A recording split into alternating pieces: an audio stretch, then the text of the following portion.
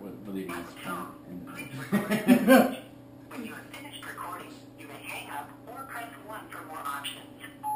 Mark! Hey, It's Mike and El Conito. we were calling to give you some love, but you're not there. So, if you hear about this on Facebook, I apologize. But you're gonna hear about it on Facebook. You're gonna hear about it. So, hope you're awesome, bro. Hope it's a beautiful day wherever you're at, and lots of love to the girls in you. Bye. Bye. All right, so that didn't work. That's okay. That's all right.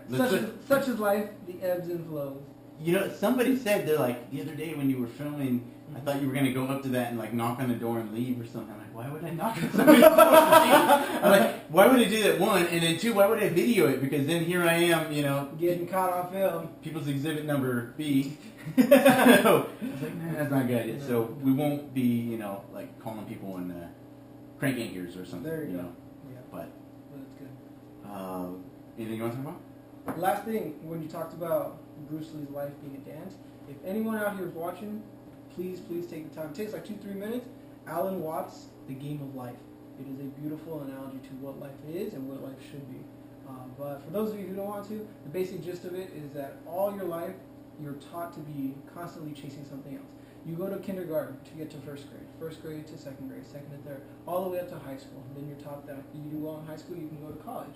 And once you get to there, you get to college. You're taught in college that if you get to good grades in college and you do well, you get on to get a graduate degree. You get a graduate degree, you get a job, and you go. Before you know it, you're doing sales at a big business. And now, once you're in that position, you have a good job. You have to meet certain quotas. And once you meet those, you have to meet other ones. And it's this constant chasing of something. He calls it like here kitty kitty. Like you're just constantly being lured to like, oh, now you don't enjoy now because there's something better off into the distance, and you're getting constantly lured into the distance of what it could be and what good things could come.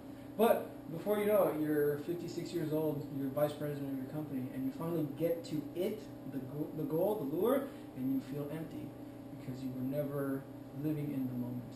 And Alan Watts so beautifully describes it. He says, life is but a dance. Why do people dance? It's not to get us to a certain position on the floor. It's not like, my goal is to dance to here and be done. It's just you enjoy the dance. Also music. Life is just like a dance as it is music. Why do people play music? It's not to play the fastest. It's not to get to the end. Because if that's all it was, people would just show up to concerts to hear the finales, which is not all encompassing of music. But life is but a dance to be danced and a song to be sung, and you enjoy it as it comes. There's no direct objective of dancing. You dance to dance. You sing to sing. You play musical instruments just to play. And that's how life should be. Why do people, they don't practice music, they play music. And life is a game to be played. Life is an experience to be had and not a problem to be solved. Alan Watts got some great. He's got on YouTube alone. Yes. If you watch that, follow Alan Watts. That's where I've learned a lot about life and what it means and where to go with it. So check it out. Alan Watts is amazing. Yeah, it's funny you say that. So there was the TED Radio Hour the other day. Do you listen to that one? I have off and on. Yeah. Sometimes it's hit or miss. It's like some yes, some like maybe later. I don't remember the name of it right now. I'll put it at the bottom. Yeah. But what they were talking, they had atheists. They had all kinds of different people. Yeah. And they were talking about like what is faith, what is hope, what is and in the line of work that you're interested in, faith and hope is everything. Yeah. You know, you can be working on somebody, and if they've lost hope, if they don't believe in themselves, they're gonna die because they're not fighting anymore. You know, so medically, when you're working on somebody, you always want to sound, "Hey, come on, you can do it. Stay with me. You know, keep it positive." Yeah. Because even when they're not, you think that they're not there. They're there, and they can hear you. And if you're like, "Oh shit, they're gonna die," they're gonna pick up on that, right? Consciously or subconsciously. So the idea of making your own reality, you know, keeping faith, keeping hope, and whatever tiny sliver of you can get, grab it. I got a finger a little, you know, fingernails worth of it. That's all you need. Yeah, and because it's not real. No. But it has so much power that fingertip, you know. John Lennon, his quote about "While there is life, there is hope." Yes. As long as And you're breathing, there's hope. there's hope. You know, so you got to figure whatever it takes. Whatever it is you want to believe in, that's what it is. Right. And so they had these people and they're talking, and this guy who's like, you know what? We're over the is God dead? Is God here? Who cares? Next question. How do you live to be a good person? You don't need an outer influence. You just need you, Within yourself. and you know it's the right answer. And so I was like, dude, why are we arguing about Hillary and What's Trump? right? Why are we arguing about this? Different faiths. Why are we caring about the Kardashians? This, you know, let's talk about other things. All right, let's talk about how we're going to feed everybody on the planet. Let's talk about how everybody's equal, right? No difference. All lives. Everybody matters. Right. How do we get to that? Yeah. So, what do you think? How do we get to that? I think people need to understand that it really doesn't matter the path that you take, as long as you wholeheartedly take the path that you are most dedicated to. Like, for example, a lot of times people are always looking like, oh, what's the meaning of life? What is and why am I here? What is my purpose? And what am I here to do? And what people don't understand is that the purpose of life is that there is no purpose. And so what I mean by that is that everybody, like something my mother always says, cada cabeza es un propio mundo.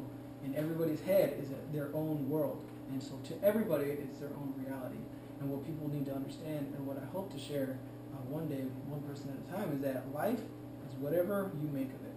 If you think life is a terrible, terrible, dreaded journey through hell that you have to work a 9-to-5 job in an office and just struggle to pay the bills, like that's what it's going to be for you.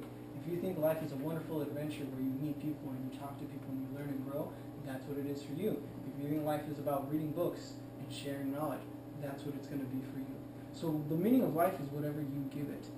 And people get trapped in this idea that this concept is that the most dangerous thing you can ever do is sacrifice your freedom now in the hopes of being able to buy it later. And so people are always constantly putting it off. No, after school, after finals, after I get a good job, once I get my retirement, once the kids leave for college. You have to start doing what you love now, even if it's a little bit. I'm not a PJ now. I can't drop my life right now, but I'm going to do a little bit. Read more about what I can. Search the internet. We are in an era of, if you want it, you can go do it. It's a beautiful time, and my parents, I've been blessed with the parents that I have to give me opportunities to where if I want to do something, hey, I think this is cool. Let's go do it. People just need to follow their own desires and their passions. And I think that's what's going to get us to that point, closer to that point where all people matter, and where everybody will be able to be fed, is understanding that we are in this together. You and I are connected. Everybody's connected. It all is one system. And when you're hurting other people, you're hurting yourself. Just conversely, when you're helping other people, you're really helping yourself, because it's a collective effort. If only, everybody saw it that way. If I If help only. you, you help me, and then it just keeps on going around, and then you've helped me and I've helped you. I mean, like, you helped me again. I do what I can. I heard somewhere people should tell us at the beginning of life that we're dying, in the hopes that we realize that your times here is not forever, and you have only so much time to make an impact. And I really do think that everybody, if they believe it, they can change the world. But it's just, do you believe that you can? Right. Norman Vincent Peale, or Dr. Wayne Dyer, another great speaker. You want to check him out. He says, before you accomplish anything, you must first expect it of yourself. You have to first believe you can accomplish something, and then you will. If you don't believe you can do it, you're not going to do it. And So simple. simple. Common sense, but not common practice. Right. Well, when I say simple, I mean, like, if you're like, I want to make $1 million, right? You get that? But it's like, you know what? I want to make people happy. I want to make the world a better place. I want to help people. Yeah. Like, that's my purpose. Yes. Is I like helping people. And I think that it's not necessarily a paragraph or something specifically. You just have to be like, all right, I like reading books, Yeah. right? Find what works for you. What is that thing that fuels your passion? What is it that when you see something or you hear about it, it gets you excited? That is what you follow. In your heart, you know what you want to do. Sometimes people just haven't found it. And that's why I encourage everybody, go out, try different sports, try different activities. Try that thing that you think you're never going to be good at, and Right. see what happens. Did you? There was another TED Talk. Yeah. This I talked about the one with the guy 100 Days of Rejection. Yes. Yes. You know, and the Yeah. first day I would like a burger refill. Yeah. You know, we don't need a burger Well, refill. Landis orders, like, it doesn't make sense. But then he does it again Right. and again. But then when he goes for the donuts, Uh-huh. I would like the donuts in the Olympic thing, Mhm. and it actually works. Yeah. And then after that, you know, I'm sure not everything worked. I read, but Yeah. he had a really A lengthy list where most of them worked. yes, like I think he like 64%. You know, so definitely more than half. Better than chance. Right. Statistically, Better than chance. Yeah. So there's some reasoning behind this. And he felt better. Yeah. And he felt like more. Mhm. I don't like the word empowered because to me, it sounds like I'm empowering you. I feel like more confident with himself in the fact that, like, hey, I want to do this. I feel like I can. And some things like that. Yeah. So Mhm. underwaters, right? Oh, I'm never gonna be able to do it. It's a struggle. It's at first before it, like, I was never one. Like, I always loved swimming and I've always loved the water, but I never was dedicated to the level that I need to be. And then the first few days, I was like, I suck at swimming. Like, I don't know anything. But little by little, like, oh man, I held a little farther. I got 2 meters farther than last time, and it's just baby steps. It really is baby steps. Well, when we were swimming in the water at, there at San Diego, Mhm. you know, you're not bad. Like you've got good technique and you were going. I mean, but that water was cold. Even I was like, oh. I wasn't cold because I was fucking don't die.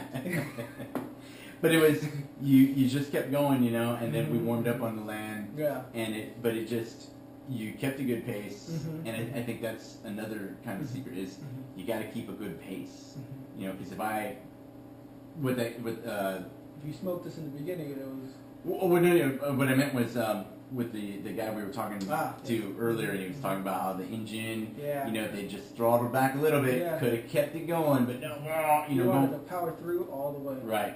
And a lot of things, especially underwater or in the water period, you can't power through. You need the be water You need to flow. and just go with it. You know, just nice and easy.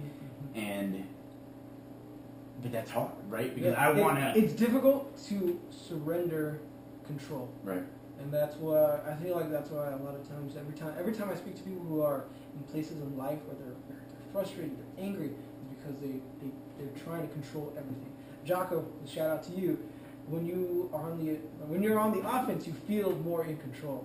But sometimes you have to let up off of it, and you have to let go and let life take its course and just go along for the ride.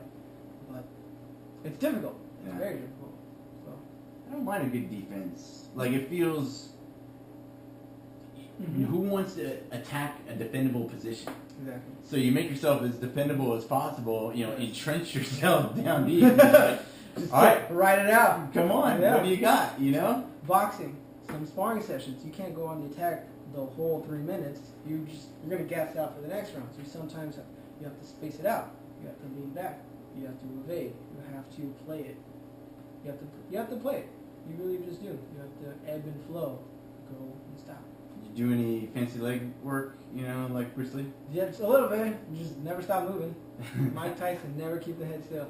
I always loved just the The dynamics The of motion. I mean, it doesn't even. It's like he's floating almost. Yeah.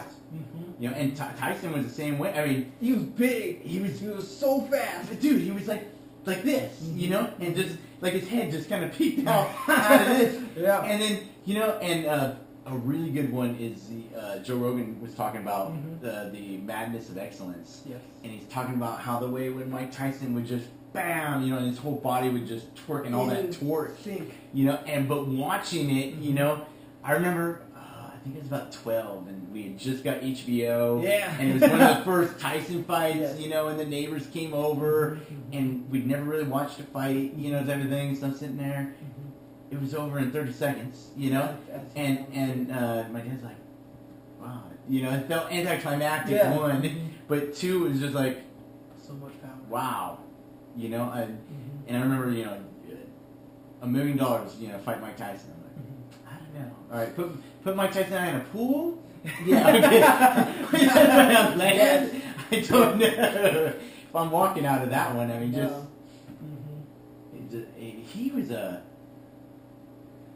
He was an intense. I think the intensity, you know, Jocko has that. Mike Tyson, you know, it's just that. I don't know if it's a pure focus or just who they are. It's not my style, you know.